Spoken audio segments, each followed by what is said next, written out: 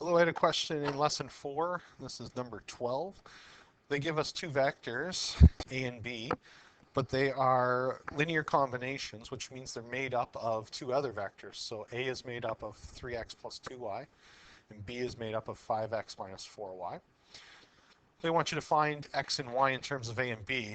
So this is just a switcheroo situation where instead of having A equals B equals, we want to get x equals y equals. So I'm just going to take that initial vector A, which is equal to 3x plus 2y in terms of vectors. I'm going to isolate the y. So I'll have, and it didn't really matter. I'm looking ahead and saying to myself, I don't really want to divide by 3. Dividing by 2 is nicer. That's such a word. So I have 2y. Now I'll go through, I'm going to divide everything by 2, which means I'll end up with 1/2 the a vector minus 3/2 the x vector equals the y vector. So I've got a partial solution. I have y equals a value of a. So this is kind of stage 1. I'm going to do the same with stage 2, or the other equation. The b vector equals 5x minus 4y. So the one thing I can replace is I know what the y vector is equal to.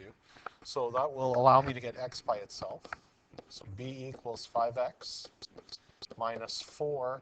And I'm going to replace y with what we've already isolated for. So it would be 1/2 a minus 3/2 x. Using our distributive law, because really when vectors are written in this form, it's just like dealing with variables. Make sure we distribute this negative through. That's the important part there. And we end up with 6x.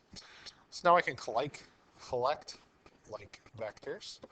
In this case, so I end up with 11x's minus 2a.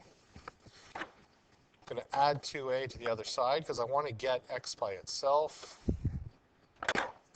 So b plus 2a equals 11x.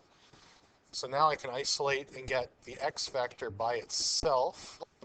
And on top of that, it is now just made up of a's and b's. So that is actually 1/2 of our final answer.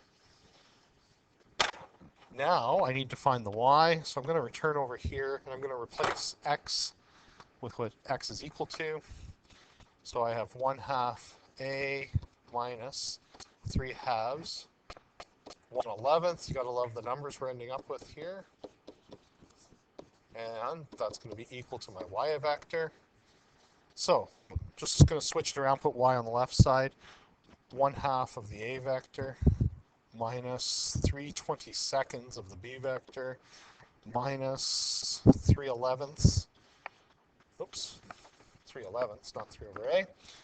3/11 of the a vector will tell me then y equals.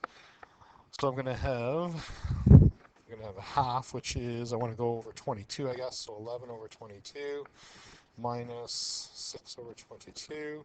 So that's going to give me what, 5? So 5 over 22a minus 3 over 22b. And there we go.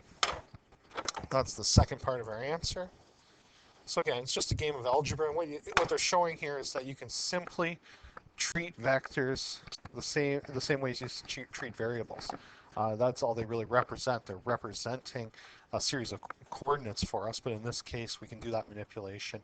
And like I said, this is a linear combination. We've added two vectors together to create a new vector. So anyway, that's what the solution will look like for number 12.